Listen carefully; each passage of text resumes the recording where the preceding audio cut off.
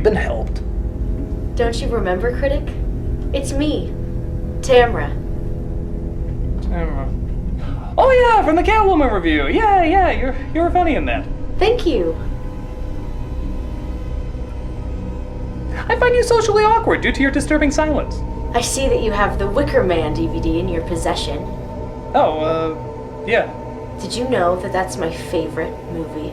I don't even know what your last name is, so why would I know that? Do you have the original or the unrated version? The unrated. Oh, good. Why? No reason. Enjoy your movie. Oh, well, thanks, That was weird. Ah! Fuck! Can you go that way, please? Jesus. What the hell's going on around here? Ah! Will you get out of here, please? Ah! Turn around and piss off! Ah! Get out of here, you little whack-a-mole! As if this week couldn't get any more creepy. Let's keep it going with Nicolas Cage, man! Nicolas Cage. I actually have a confession to make. I'm actually not Nicolas Cage. I'm Nicolas Cage pretending to be a narrator who sounds like Nicolas Cage. Is it fucked up? Of course it is. Well, anyway, I'm gonna be starring in about 26 other movies this month. And if they ever made a live-action Winnie the Pooh, I'd play Eeyore. Hello, I'm the Nostalgia Critic. I remember it so you don't have to. Let's talk about Neil LaBute. You might not recognize his name, but you might recognize his movies. Lakeview Terrace, Nurse Betty, and probably his most controversial, In the Company of Men. And if you were like most moviegoers, this was probably your reaction to them. His films usually had a shockingly harsh, mean-spirited tone that many critics liked, but most audiences didn't know how to accept. We take a girl that type, just some corn-fed bitch, and then one day, out goes a rug, and us pulling it hard. She'll be reaching for the sleeping pills within a week, and we will laugh about this till we are very old men. People came out of each film saying, it is piss my pants uncomfortable, which I think is the film's intent, but is the film actually any good? I think so-ish. It's saying something-ish that I think is beneficial-ish. For years and years, nobody quite knew what to make of him. That is, until the abominable remake that finally gave moviegoers clarity. That being that out of all his films, we know that quite clearly this one is absolute shit. That remake is, of course, Wicker Man.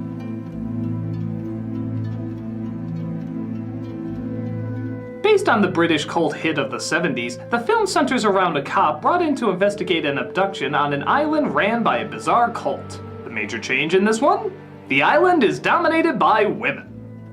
Yeah, interesting change, but I'm sure the guy who wrote a story about sexist men breaking the heart of a lonely, depressed deaf woman will clearly show no signs of misogyny here.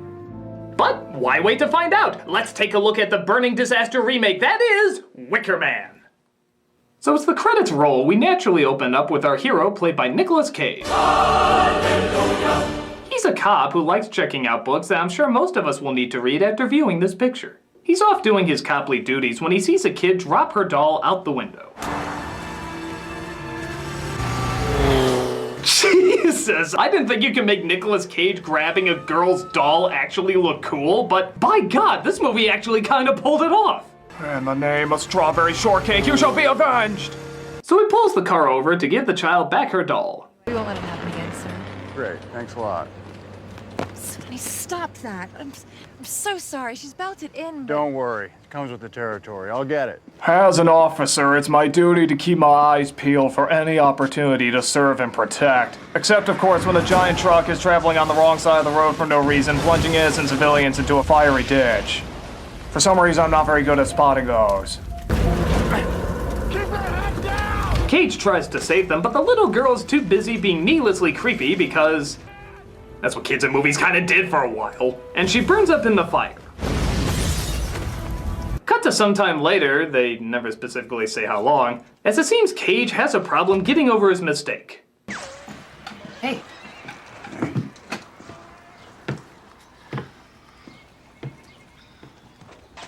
So? That about sums it up. So, you got a scene for me? Stuff helping you? You don't have to stay. I don't really need visitors.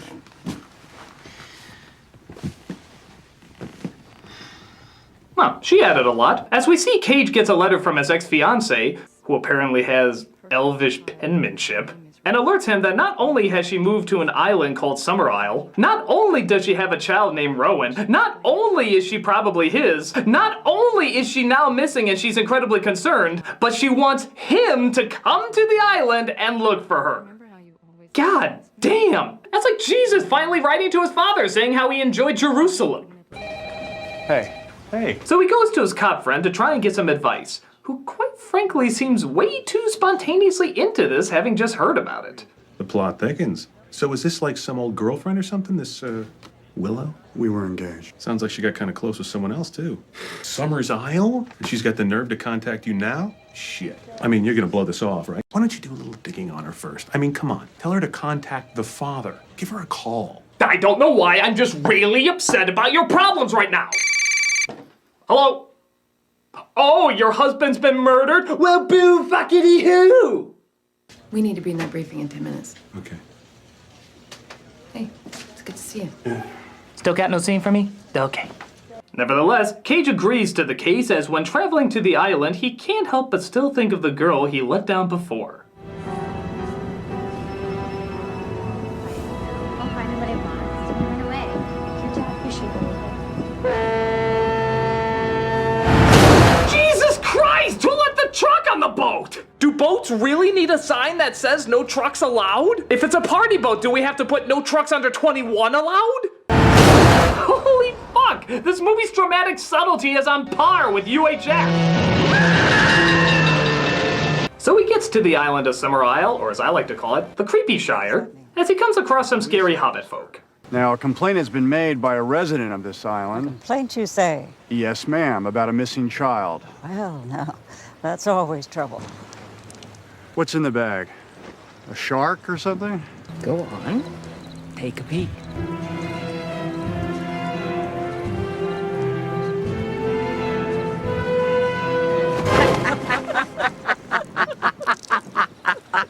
Well, nothing suspicious here. You go ahead and take your bleeding, moving, human-sized bag to wherever while you laugh maniacally. I'm gonna go see if this place has any cake. So he walks into the middle of the Hocus Pocus 2 auditions to see if he can get any answers. Are you the barmaid in here, or whatever you call it? I'm Sister Beach, yes. What's her name again? I'm Sister Beach, yes. Please tell me that's the only time we hear that name. Mrs. Beach. Sister Beach. Sister Beach. Sister Beach. There's not enough images of slaughtered bunnies in the world to get me not to laugh at that. Sister Beach.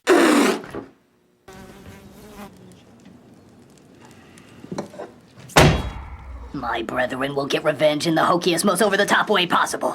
Sorry, I'm allergic. So he comes across his ex-fiancée named Willow, who has quite the talent for giving all information and no information at the same time. What in the hell happened to you? We were young. So what? Why do we do anything? I need some kind of answer. I was scared. Why do this? We're different here. Was it some other guy? I wasn't ready for this. Okay, if I give you a multiple choice between A, B, and C, will you give me a straight answer then? I choose Q. Christ.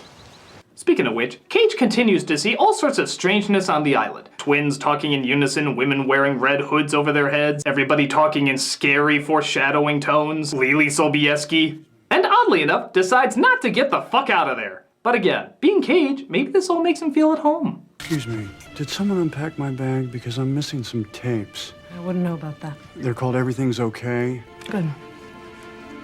Look, there she goes, that girl is so peculiar. Things don't get any better when he continues to dream about the same girl he lost before. That's not her daughter, though. Again? This thing follows his subconscious like Freddy Krueger driving the truck from Duel. It doesn't get any scarier the more you show it, it just gets funnier. Can we just get a loop of that? And they say there's nothing good on the internet. But Cage thinks he sees Rowan in the garden and tries to go after her, thinking he's narrowed her down in the barn.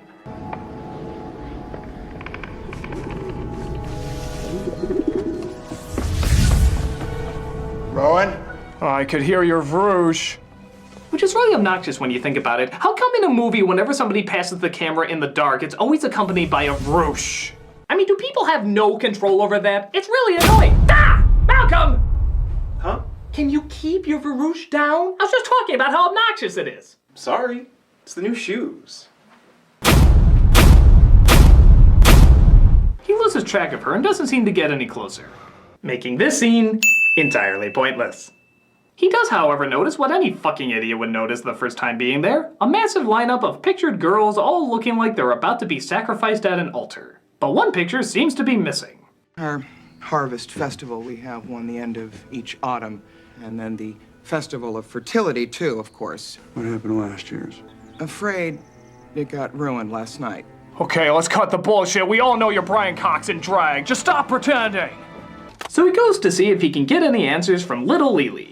Hey, I meant to ask you in there, do you recognize this girl?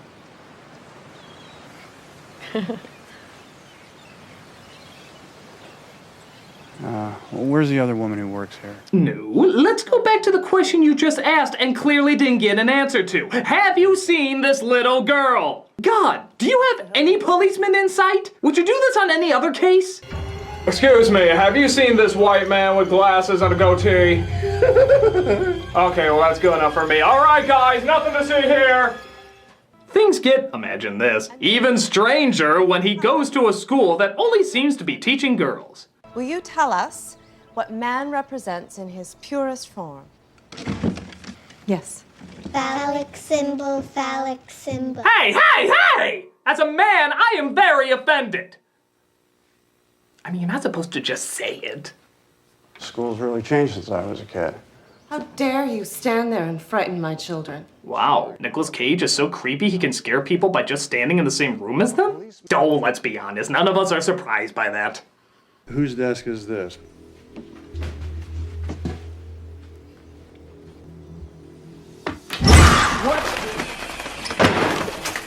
My apologies, we are studying the textbook of lazy jump scares. Okay, chapter 2, children, walking by the camera and going The more questions he asks, of course, the fewer answers he gets. If Rowan Woodward existed... If? I suppose her mother is lying to me too, huh? Not lying, no.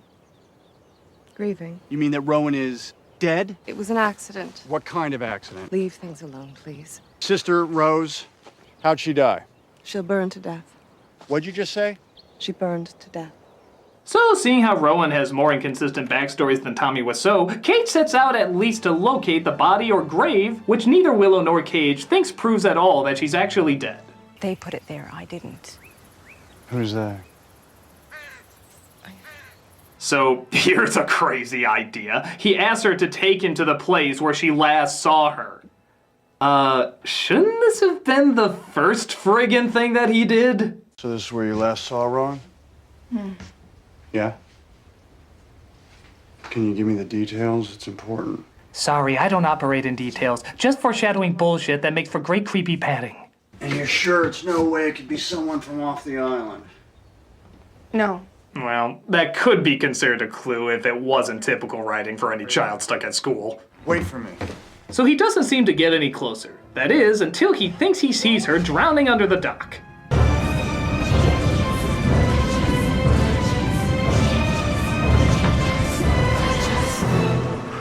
Oh, clearly it was just a dream. Or maybe it wasn't, oh my god! Nope, just a dream. God damn it! A double fake out? Really? We're that desperate? God, the least they could have done is at least thrown in another truck. So he goes to ask more questions after randomly passing by the cult of Jawas, as he just now fucking realizes that Rowan was the girl missing in the framed picture. No, you think? Why didn't you tell me Rowan was a part of all this? Huh? The rituals. Well, I'm frightened of this place too. All right, I'm sorry. Doesn't matter. Doesn't matter. Jesus Christ, does this guy ever use his brain? These have got to be some of the worst detective skills of all time. I mean, how stupid do you have to be? How's the review coming, critic? That's it! Listen here, you creepy little elf on a shelf. I'm not gonna let a crazy and potentially dangerous person get in the way of my work. What are you gonna do? Leave? Call for backup? bring in as many sane and rational people possible to level out this insane playing field? No, that'd be unbelievably stupid. I'm just gonna ask obvious question after obvious question that anyone would know in the hopes that you will give me an incredibly vague answer that will make me more angry. Oh, all right then. Go ahead. What's going on here? They would know. Who is they? They is them. Them is they? All is knowing. Knowing is all? You can't understand that not understanding is understanding when you can't understand. Understand? Your vagueness is making me angry! Then maybe I should leave. Fine. Think I've utilized my detective skills long enough? Get out of here!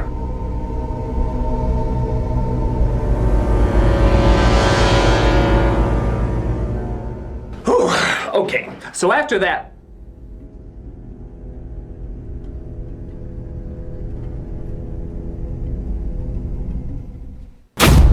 Will you get out of here?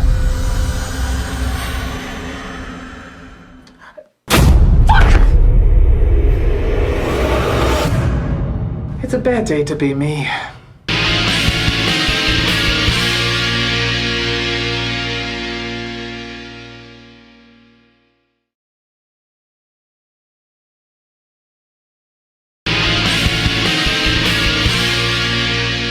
So, in keeping with his brilliant deduction skills, Cage gets absolutely no answers from anybody, so he tours the island more. He notices that the men on the island are only used for labor and are never allowed to speak. Kinda like how they treat people at Walmart. But trouble starts to brew when he comes across a giant farm of bees.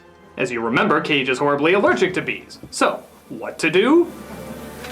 Run deeper into the farm of bees, of course! Because it's... opposite day? He gets stung too many times and passes out, but is saved by some of the workers who dropped him off at Sister Summer Isle's home, the woman who runs the island, played by Ellen Burstyn. They go walking just outside the beehives, which Cage seems to be taking miraculously well, seeing how he nearly died from them. I'd piss my pants if I saw one on a sandwich after that! So she talks about how they honor the great goddess and also their treatment of men on the island. Men are what? Second-class citizens? No, not at all. We love our men.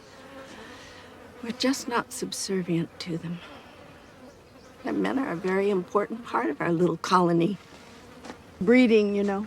My God, this island is terrible. All the men do around here is mate, and stay at home, and mate, and not have to talk to anybody, and mate. And can I vacation here?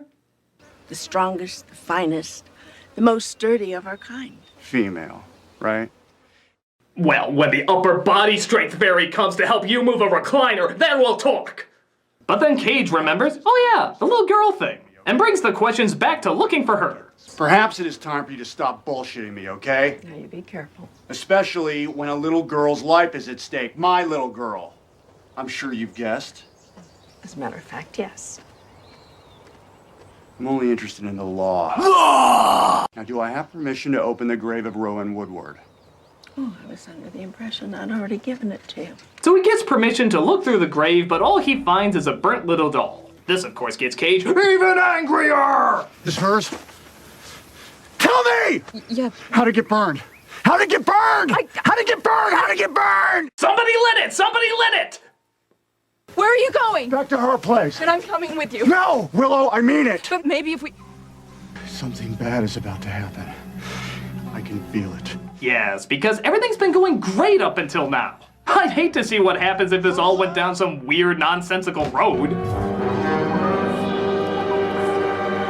Like, that's a good start. Let's see what's behind door number 2. No, is it weird bee thing o'clock already?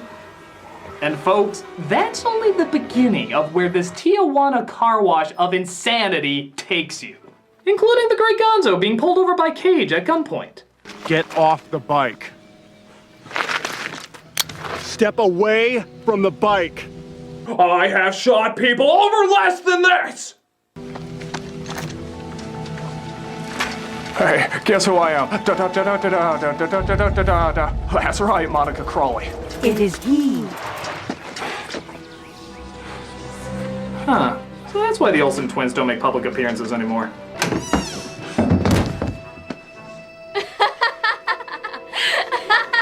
We were we're playing Why the Hell Will We Be Laughing except to create a not-so-creepy environment because the acting and storytelling can't deliver on its own. Now with a take-home edition.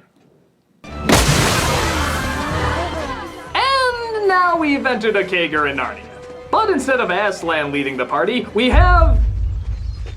Oh my god. Oh, goddess of the fields, please accept our offering. We may be able to take this off our resume, but we'll never be able to take it off our embarrassing IMDb page!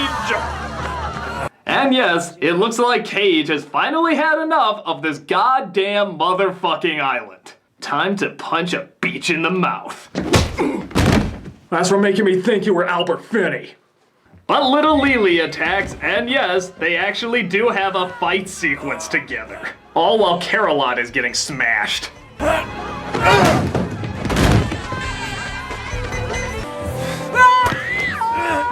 You know, for the stronger sex island, you could teach less wimpy fighting moves. Yeah! Fear me, I am mighty. God!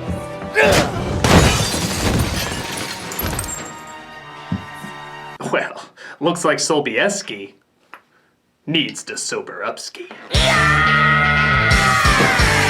So he disguises himself in a bear suit Mrs. Beach was gonna wear, and he works his way into the LARP parade. Help, a bear ate me, get me out of here.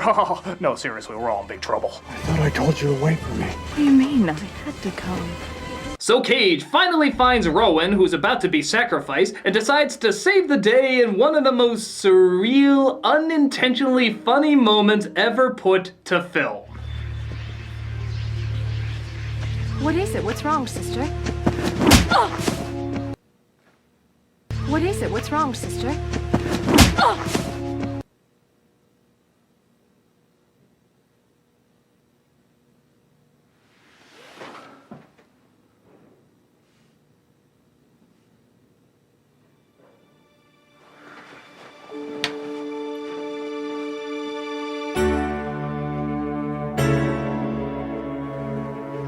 Hey, critic. What are you looking at? Family pictures? No. All my old bear jokes. I've made so many in the past. Oh, look at this one. This is when Christopher Walken said it's not over. Bears. He never says anything like a human. Oh, and here. This is from Care Bears 2 when Dark Hearts said time for a game of disappearing bears. He never says anything natural either. Oh, and there's Charlton Heston talking about hunting bears, and there's even Sean Connery in a bear suit. Wow, so many bear memories. And yet here, Malcolm, here in Wicker Man, is the holy grail of bear scenes. A moment where Nicolas Cage is in a bear suit and he punches out a woman while Ellen Braveheart watches. There's just so many jokes I can do and I don't know which one to pick. Maybe I should just skip the joke altogether. Hey, don't talk like that. You know, sometimes the more obvious the joke, the more it has to be addressed. But which one should I do? Which one should I do? Tell you what, why don't you do all of them? All of them? Yes. That way the public can decide which one's best. You know, that's not such a bad idea. Thank you, Malcolm. Thank you for understanding my bear dilemma. That's what I'm here for.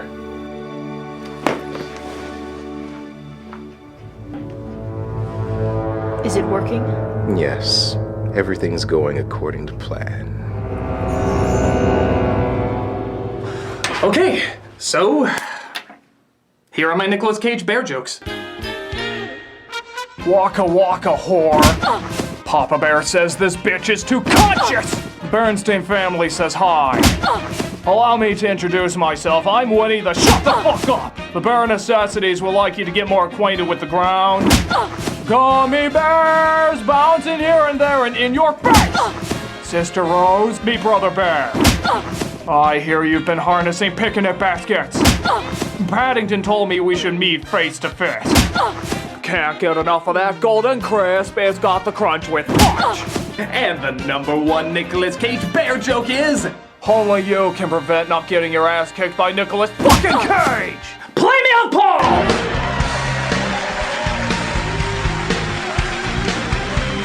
So Cage saves Rowan, but little does he know she was never in any danger at all. In fact, she even runs back to her group who welcome her with open arms. You have come of your own free will to keep this appointment with the Wicker Man, and now the game is over. The game of the hunter leading the hunted. This was all part of a new reality show called Fucking with Cage. Next week, we're gonna see what happens if we make him think he's a vampire. I'm a vampire! I'm a vampire! I'm a vampire! Be back! Cage tries to fight them off, but what do you know? No more bullets. They break his legs, take him to a giant wicker man, and put him inside, setting it ablaze. Worst Burning Man ever. But it doesn't stop there. We get one more ending where, I swear to God, James Franco and Jason Ritter are off-duty cops in a bar chatting it up. Check it out. Yeah, I think so. Hey, you want to hear about a role where I destroy a world's entire future by my mere existence? Planet of the Apes? No, Oz, the Great and Powerful. Well, hello there. But then Sister Willow enters in, and presumably, it all starts over again. When you leave here, where are you going? It's my apartment. When you do, will you take me with you?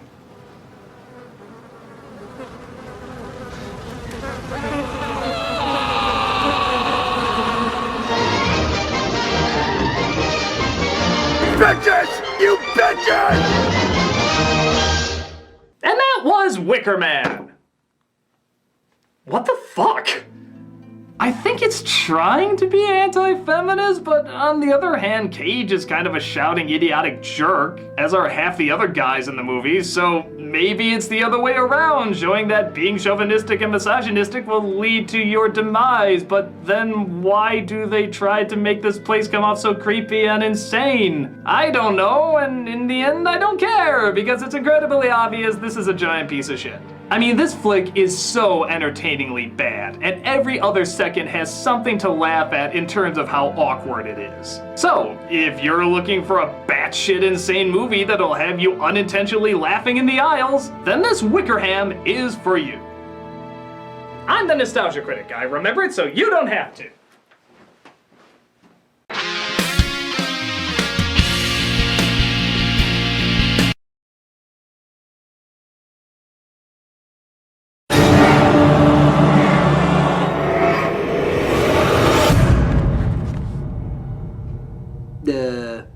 Isn't that usually it?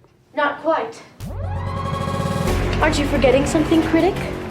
Tamara, what the hell are you doing here? The review is over. There's one famous part you forgot to mention. The most famous part of the movie, and my all-time favorite scene. Not the bees. No, goddammit! Everybody talks about that stupid scene! The internet has talked about this stupid scene since the beginning of stupid scenes! We are not talking about that stupid scene! I'm not talking about that stupid scene! You're not talking about that stupid scene! You're not talking about that stupid scene! We are not talking about that stupid scene!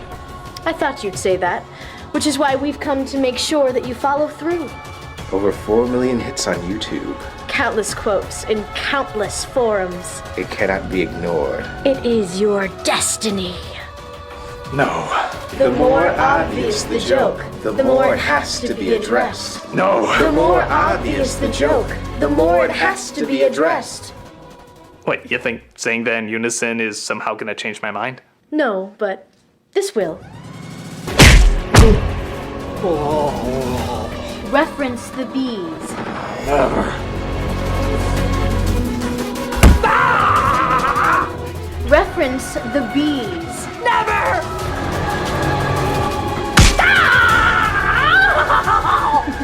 I'll see you in hell, you fucking smurfette! Oh, you crazy bitch! Tell the rest of the lollipop guild I said hello!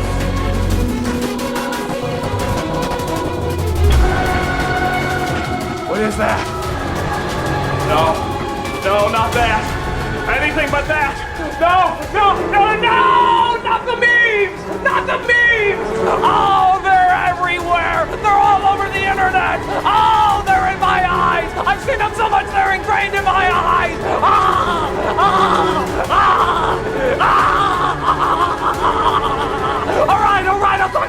the bees! Christ!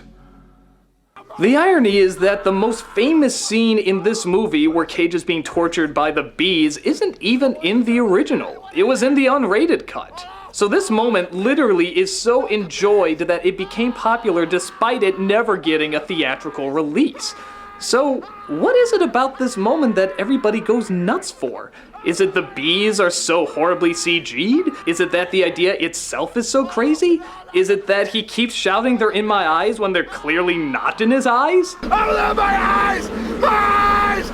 Well, the only conclusion I can come to why everybody loves this scene, of course, is the Cage Man himself. It's only a few seconds long, but he does his thing.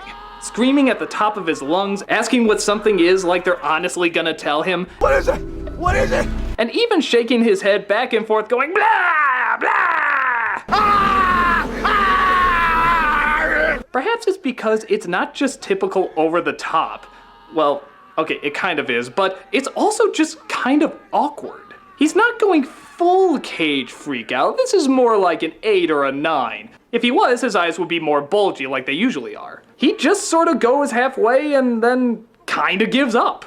Which bizarrely enough makes it even more over the top and strange. Perhaps it's one of those instances where going big but not all the way big makes it even more awkward and memorable. And surprisingly, maybe making it the biggest moment in any Cage movie. It has its own unique blend of strange, not of this world, so bad it's good corniness that will live on in ridiculous film history. Oh, no, not the bees! Not the bees! Ah! Open up my eyes! My eyes! Ah! Ah! There! You happy, you crazy obsessed fuck? Oh, I am. I am. Wait, where the hell are you going? Don't you understand, critic? The journey never ends. I must find other Nicolas Cage fans to talk about this scene, so that it may be exploited for all of eternity.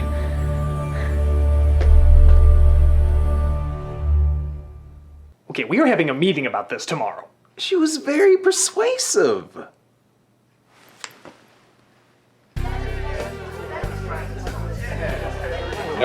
No. Best Nicolas Cage movie ever. Bad Lieutenant, Port of Call, New Orleans. You're out of your mind because it's the John Woo classic, Face Off. Why? Because you've got Nicolas Cage wielding twin gold-plated desert eagles.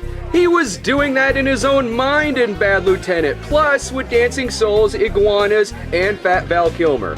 Peach, I could eat a peach for hours. But be that as it may. I hear you two are Nicolas Cage fans? A touch. A bit of an understatement, honestly. Would that mean that you would be interested in maybe doing a Wicker Man review in the future? Possibly for little old me. Nice. Hold it! What? Come on, dude! What the hell? Don't you cock blocker. Okay, Arya Stark, if you think you can just leave after all the crazy shit you put me through, you got another thing coming. You are by far the craziest, nastiest, meanest, sadistic-dist, psychotic-dist, criminally insane, unwell, mentally ill, fucking obsessed nutjob I've ever seen in my entire life, and I am gonna do what needs to be done about it.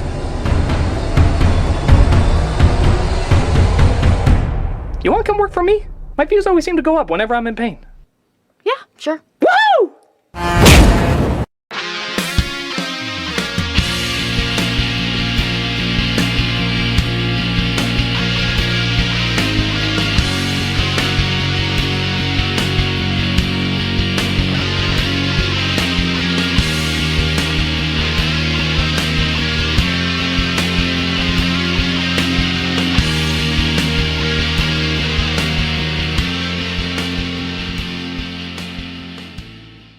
Hey, can't you read? No trucks under 21. Yeah, I'm pretty sure that was a 2012 Silverado. How'd it get burned? How'd it get burned?